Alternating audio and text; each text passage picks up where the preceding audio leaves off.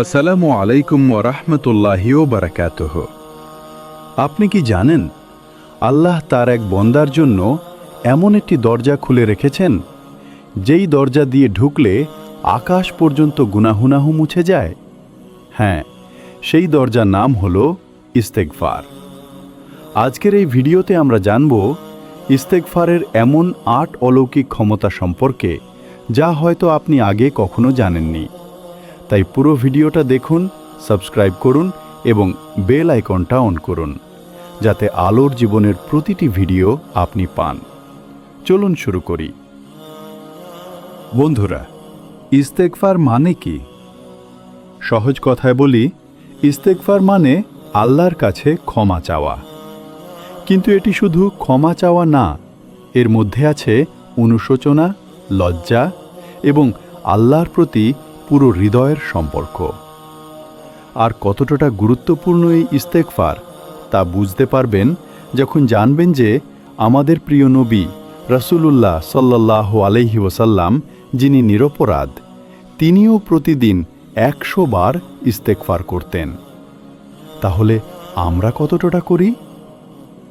আল্লাহ কোরআনে বলেছেন, তারা যখন তাদের নিজেদের ওপর অত্যাচার করে এবং তখন আমার কাছে আসে এবং আমার কাছে ক্ষমা চায়, তখন আমি তাদের ক্ষমা করি। এই আয়াতটি কতটা শক্তিশালী বলুন তো? আল্লাহ নিজেই বলছেন, আসো, আমি মাফ করব।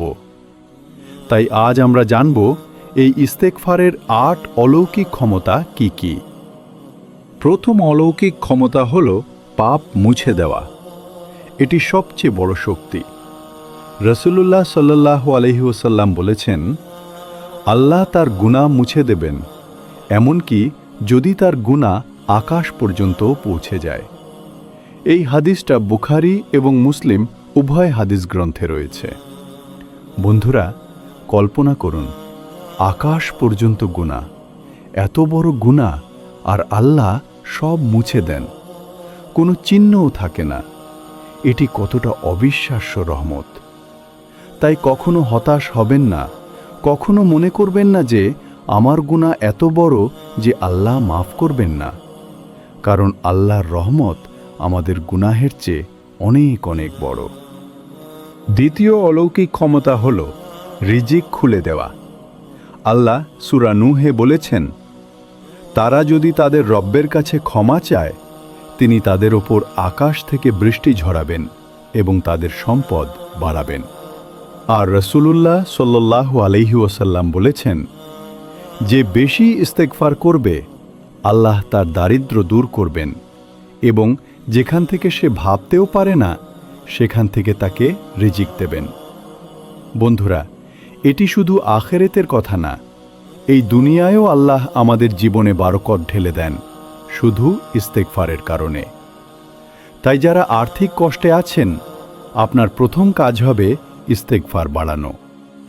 তৃতীয় অলৌকিক ক্ষমতা হল মানসিক শান্তি এবং হৃদয়ের স্থিরতা।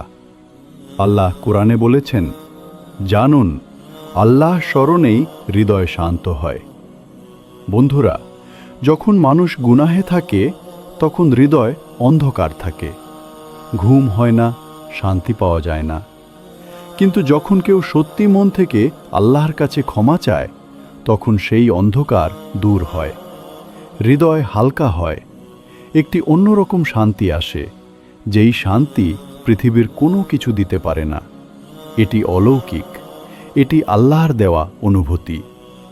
আপনি যদি আজ থেকে প্রতিদিন সত্যি মনে ইস্তেগফার করেন, আপনি নিজেই এই পার্থক্যটা অনুভব করবেন। চতুর্থ অলৌকিক ক্ষমতা হল আল্লাহর ভালোবাসা অর্জন করা।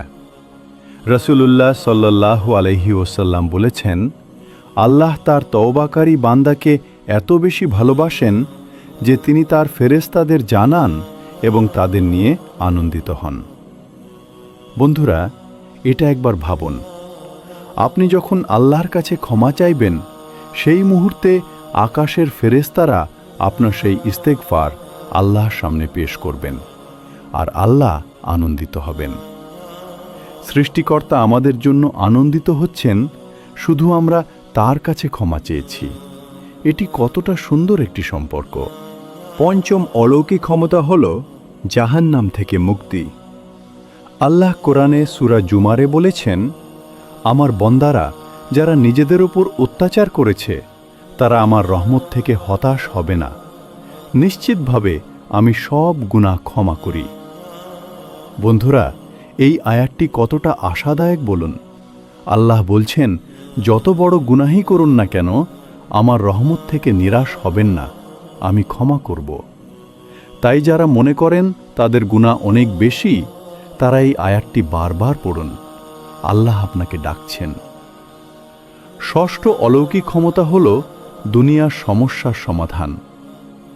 রাসূলুল্লাহ সাল্লাল্লাহু আলাইহি ওয়াসাল্লাম বলেছেন, যে বেশি ইস্তেগফার করবে আল্লাহ তার সব কষ্ট দূর করবেন। বন্ধুরা, এই হাদিসটা আবু দাউদ হাদিস গ্রন্থে রয়েছে। মানে কি?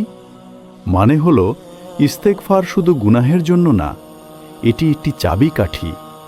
এই চাবি দিয়ে আল্লাহ আমাদের দুনিয়ার সমস্যার দরজাও খুলে দেন। আপনার যা সমস্যা আছে, পরিবারের সমস্যা, আর্থিক সমস্যা, স্বাস্থ্যের সমস্যা, সব কিছুর একটি সমাধান আছে। সেই সমাধান হল ইস্তেগফার বাড়ানো।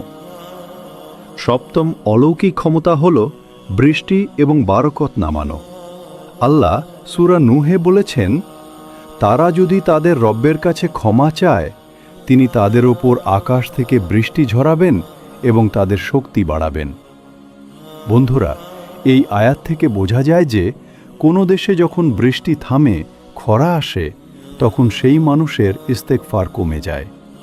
আর যখন মানুষ আল্লাহের কাছে ফিরে আসে, আল্লাহ আবার বৃষ্টি দেন, আবার বারাকত দেন। এটি একটি সত্যিকারের অলৌকিক সম্পর্ক আমাদের আরদান এবং আল্লাহর রহমতের মধ্যে। অষ্টম এবং শেষ অলৌকিক ক্ষমতা হল মৃত্যুর পরেও রক্ষা করা। রাসূলুল্লাহ সাল্লাল্লাহু আলাইহি ওয়াসাল্লাম বলেছেন, যে সকালে সিদ্দিক আস্তাগফির পড়বে এবং সেই দিনই মারা যাবে, সে জান্নাতে যাবে। এই হাদিসটা বুখারী হাদিস গ্রন্থে রয়েছে। বন্ধুরা, এটি কতটা শক্তিশালী বলুন। শুধু একটি আস্তাগফির আর আল্লাহ মৃত্যুর পরেও তাকে রক্ষা করেন, জান্নাতের দরজা খুলে দেন। তাই প্রতিদিন সকালে এই আস্তাগফিরটি পড়ার অভ্যাস করুন। এটি আপনার জীবনের সবচেয়ে গুরুত্বপূর্ণ অভ্যাস হয়ে উঠবে। এখন আমি আপনাদের শেখাবো সবচেয়ে বড় এবং সেরা ইস্তেগফার কি। এটির নাম হল সিদ্দিক আস্তাগফির। রাসূলুল্লাহ সাল্লাল্লাহু আলাইহি ওয়াসাল্লাম নিজেই এটি শিখিয়েছেন। দোয়াটি হল, আল্লাহুম্মা আনতা রাব্বি লা ইলাহা ইল্লা আনত খলকতনি ওয়া আনা আবদুক ওয়া আনা আলা আহদিকা ওয়া ওয়া'দিকা মাস্তাতা'ত আউযু বিকা মিন শাররি মা সানা'ত আবুউ লাকা বিনি'মাতিকা আলাইয়া ওয়া আবুউ বিযানবি ফাগফির লি ফাইন্নাহু লা ইয়াগফিরুয যুনুবা ইল্লা আনত। এই দোয়াটি সকালে এবং সন্ধ্যায় পড়ুন।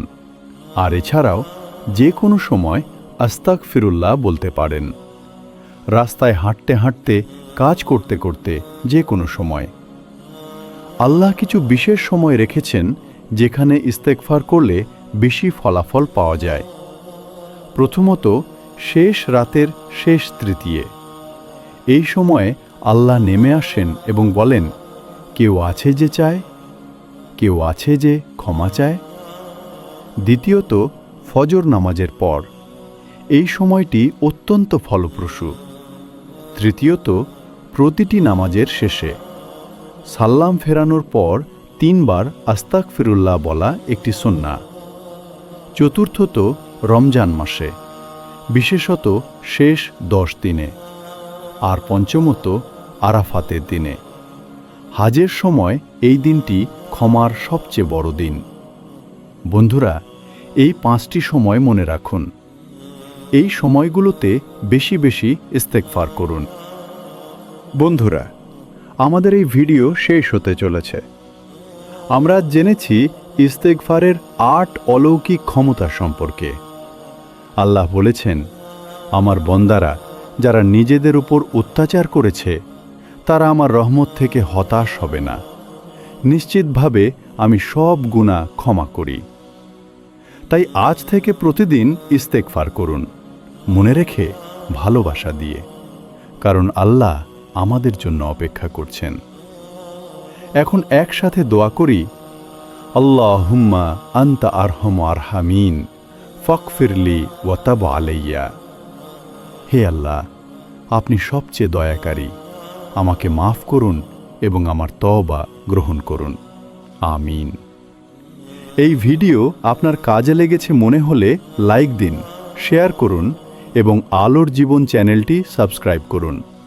আল্লাহ আমাদের সবাইকে হেদায়েত দিন। আসসালামু আলাইকুম।